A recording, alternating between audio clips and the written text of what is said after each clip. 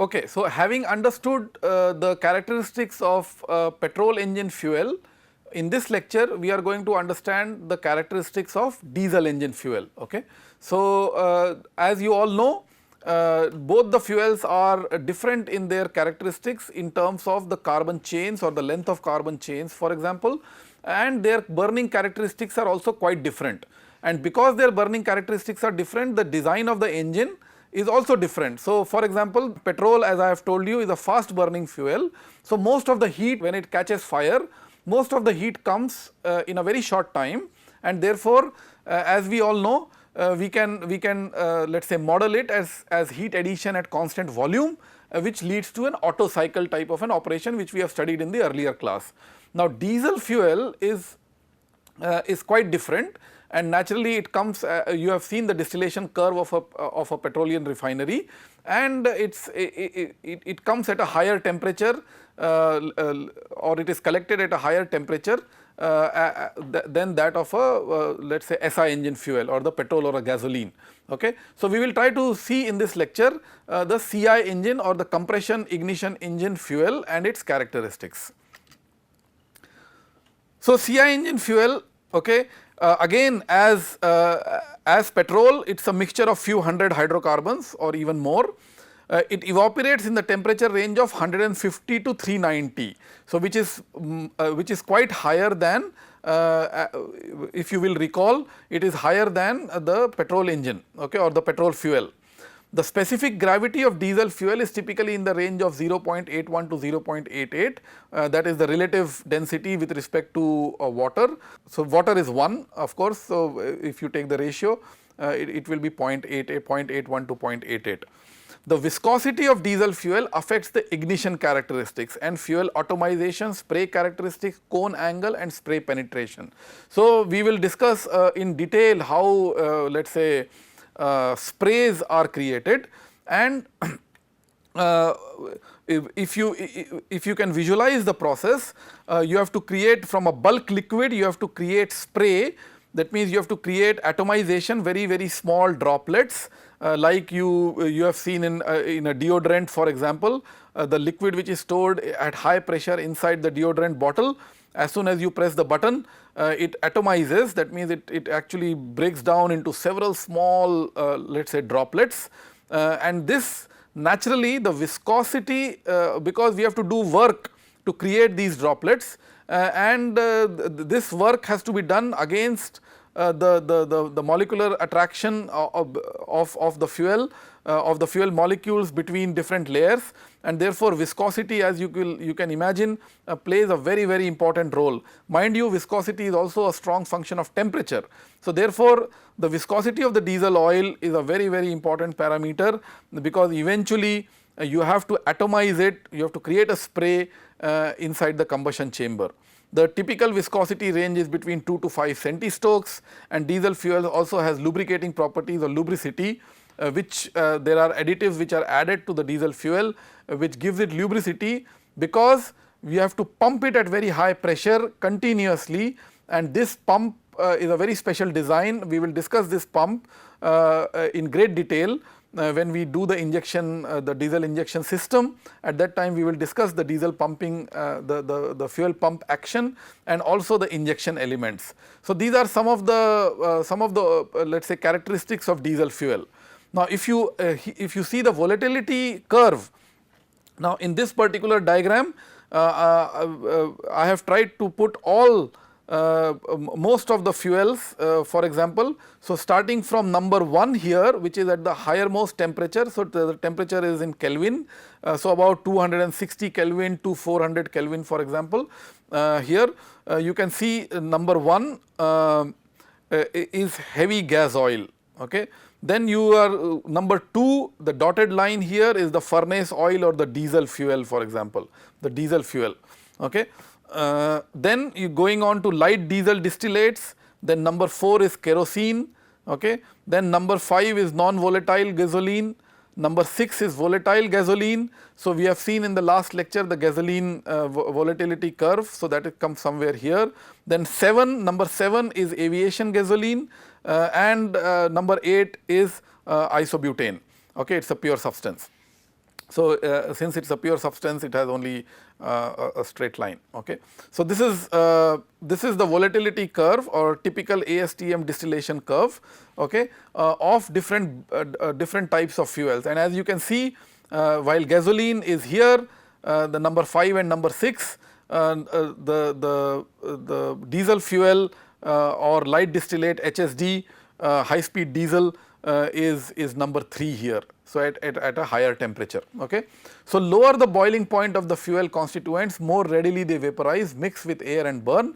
So, so this particular curve of the blend of the diesel which we get in commercial diesel is very important, because it essentially leads to the vaporization characteristics, the mixing characteristics, and eventually the burning characteristics of this fuel. So, the low volatility components boiling curve above 350 degree centigrade may not burn completely and cause smoke and engine deposits. So, I think there is something wrong here. This should be degree centigrade.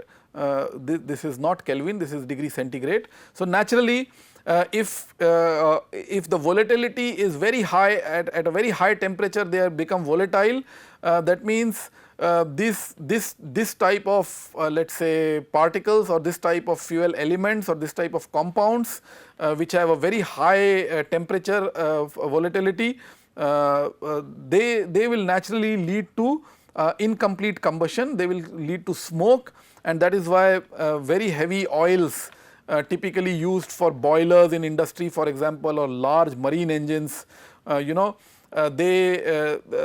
are typically in this range, and therefore they are prone to a lot of unburnt carbon formation in the smoke. High end volatility component, also called fuel injector coking. So, what is fuel injector coking? So, this carbon, if it is unburnt carbon, it gets deposited on the injector. So, let us see the injector first. So, this is a typical injector, for example. I can also give the fuel the full picture here.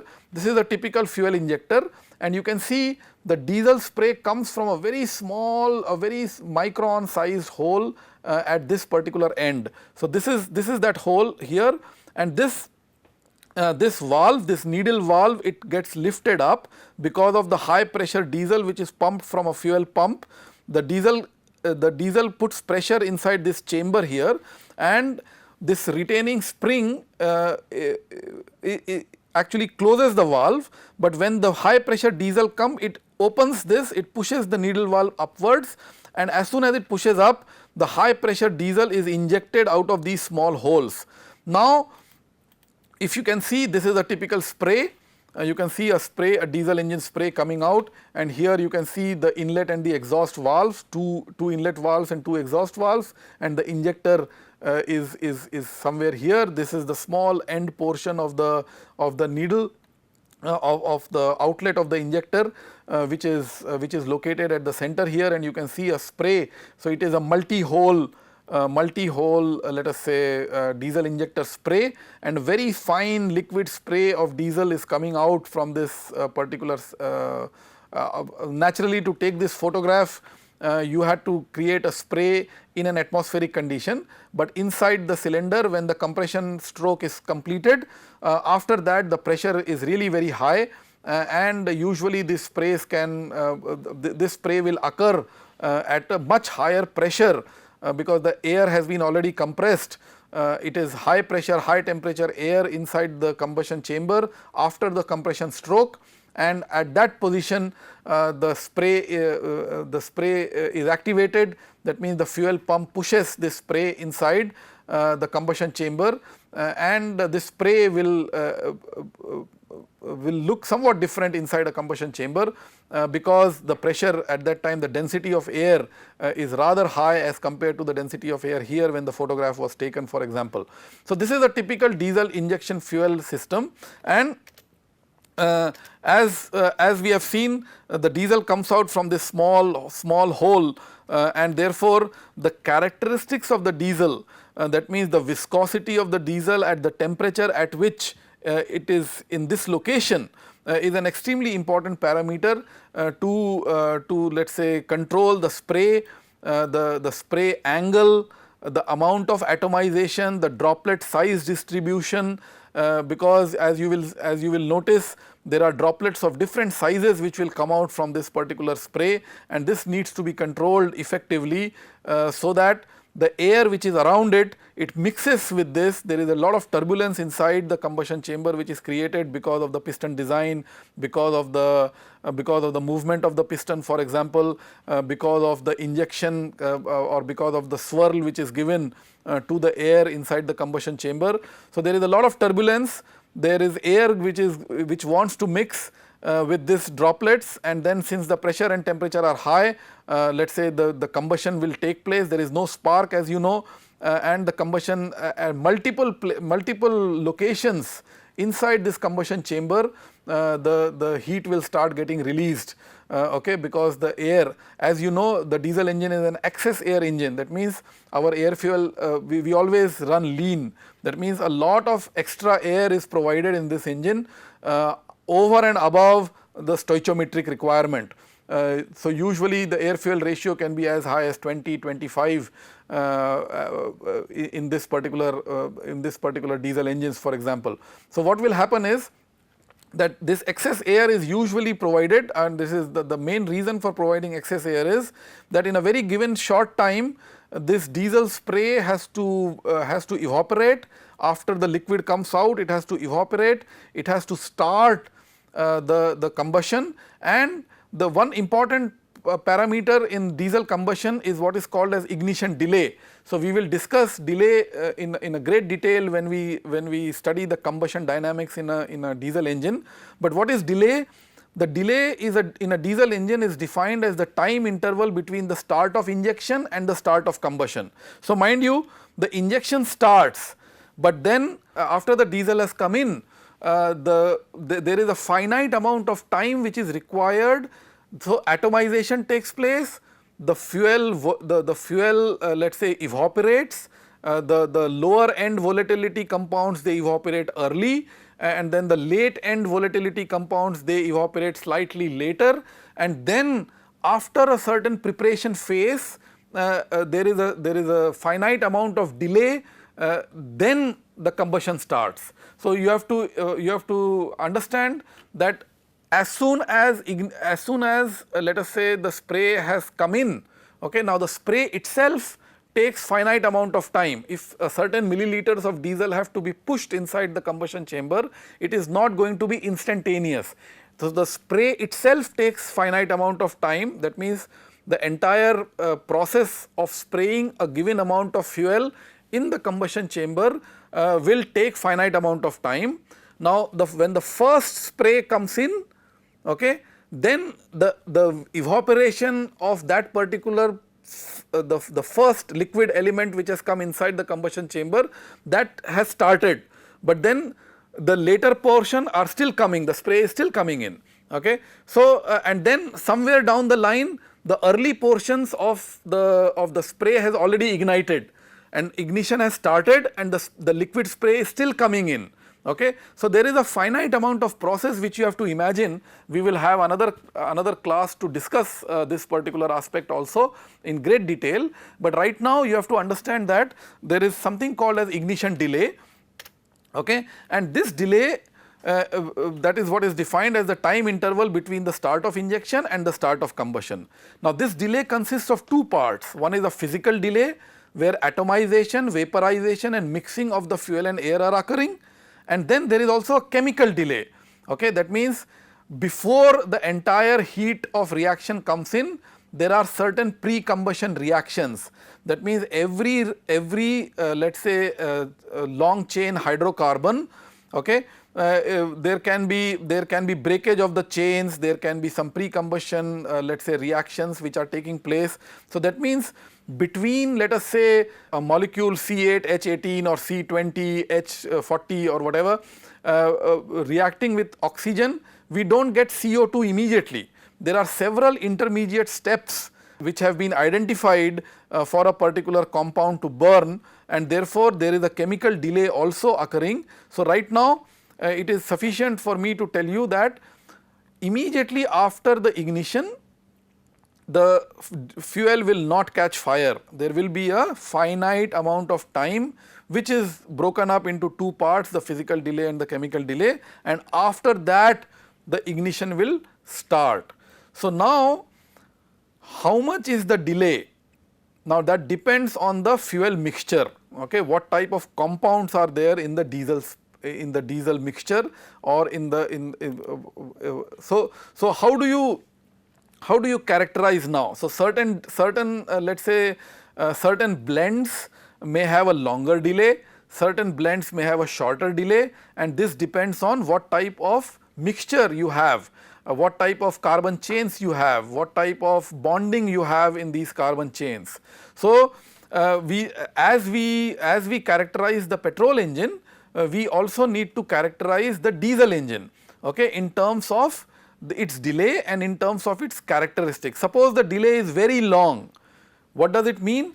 If the delay is very long, then essentially it means that all the diesel will come in and then the reaction will start. That means then the heat will start coming in.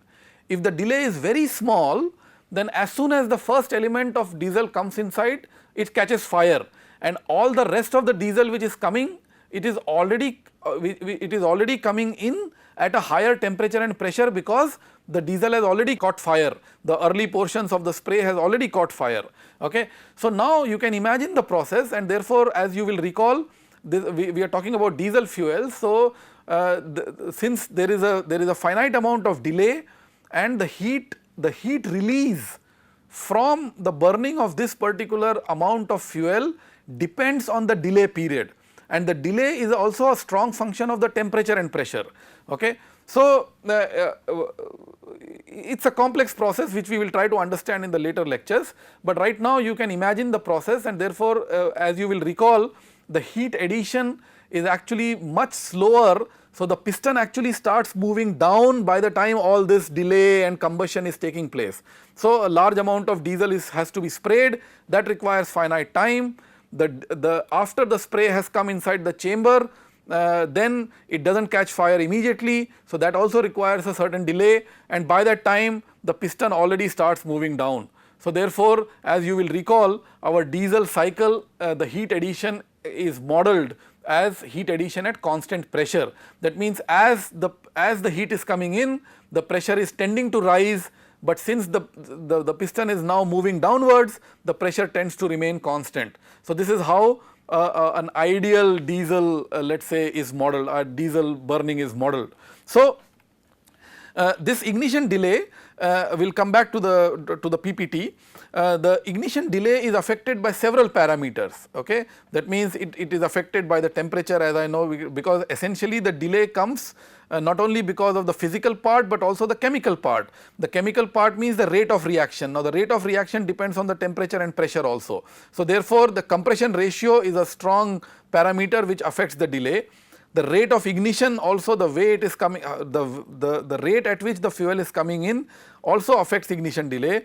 The timing, at what time you start the injection, whether you start the injection slightly before the piston reaches the TDC in the compression stroke, or somewhat earlier, somewhat more earlier, as the piston is moving upwards, you already start injecting. So, because at the time of injection, what is the local temperature and pressure inside the system? You are compressing the air. So, what is the temperature of the air? What is the pressure of the air? That will determine the ignition let us say delay also. Then the inlet air temperature, of course. So, all this, it is also dependent on the hydrocarbon composition. So, there are several parameters which affect delay, but one of the main parameters is, as I said, what is the hydrocarbon composition of the fuel and what are the volatility characteristics of this fuel. So, this volatility graph is a very important let us say characteristics of a fuel, because it tells you which component or how much percentage of the fuel is going to become volatile at what temperatures. Okay? And therefore, there is a very intricate let us say relationship between the way the fuel burns inside the combustion chamber and these external parameters and the inherent characteristics of the hydrocarbon composition itself. So, how do you now characterize diesel fuel? So, like what we did in the octane rating in the petrol engine, we have a similar analogy which we can give in let us say for the diesel fuel. So, for the diesel fuel we use what is called as cetane rating. So, the cetane rating of a diesel fuel, it characterizes the ease of self ignition of the diesel fuel when injected in hot compressed air inside the engine cylinder. So, naturally we want to see the cetane number in a way is related to the delay of the fuel, and therefore, if the fuel is able to ignite, how it is able to ignite and how does the combustion proceed, okay, what is the ease at which self ignition of this diesel takes place is characterized by the cetane number. Okay. It is most widely used and it is an accepted measure of the ignition quality. Mind you, not all the characteristics of the fuel okay, can be, let us say, summarized into one number, okay. But nevertheless, like octane number, you can summarize a lot of let us say good points about a fuel by its octane rating, for example. It does not mean that all high octane numbers fuels are good in all respects. Okay. They may be very good in octane rating, but they may have other problems, for example corrosion problems because of lot of oxygen present inside, or they may dissolve unwanted things because of the presence of alcohol. Although the octane rating is very high, but eventually it leads to a lot of deposition of material, unwanted material inside the on the spark plug, for example, in a petrol engine.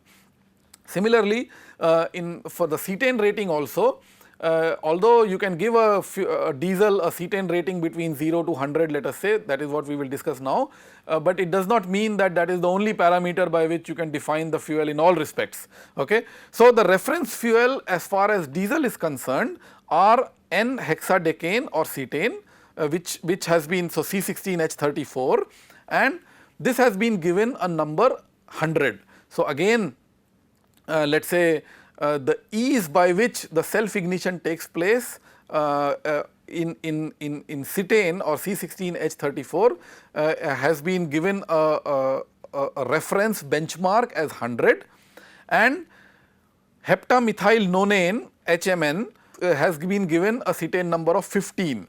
Okay. So, now again as we did it in the petrol engine system, the cetane number can be found out for a particular blend that again with a standardized test protocols like our CFR engine, the ASTM also has defined standardized test protocols to determine how in a particular engine the cetane number will be determined.